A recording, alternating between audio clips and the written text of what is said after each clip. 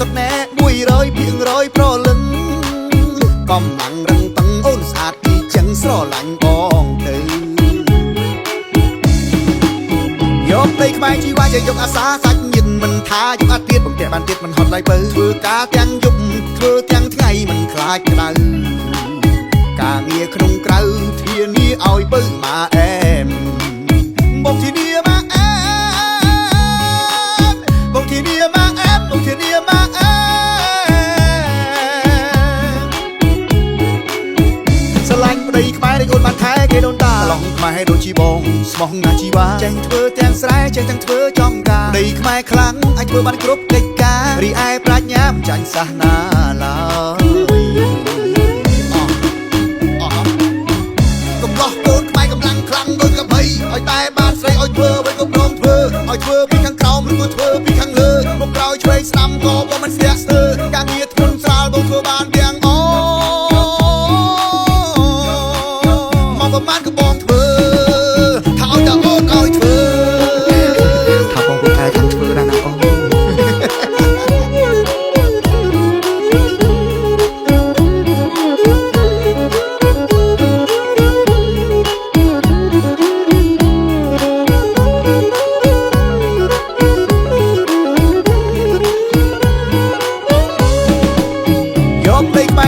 យកអាសាសាច់ញិនមិនថាយកអាទៀតបង្កែបានទៀតមិនហត់ឡើយបើធ្វើការទាំងយប់ធ្វើទាំងថ្ងៃមិនខ្លាចក្តៅ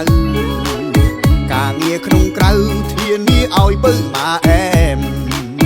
បងធានាមកអែមបងធានាមកអែមបងធានាមកអែម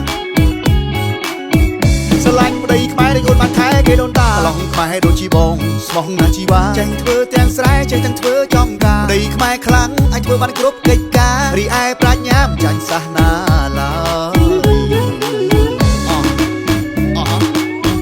កំឡោះកូនខ្មែរកម្លាំងខ្លាំងដូចកបីឲ្យតែបានស្រីឲ្យធ្វើអ្វីក៏ព្រមធ្វើឲ្យធ្វើពីខាងក្រោមឬក៏ធ្វើពីខាងលើមកក្រោយឆ្វេងស្ដាំក៏បងមិនស្ទះស្ទើរការងារធ្ងន់ស្រាលបងធ្វើបានទាំងមកប្រមាណក៏បងធ្វើថាឲ្យតែអូនឲ្យធ្វើថាបងពុកឯងខាងធ្វើដែរណាអូន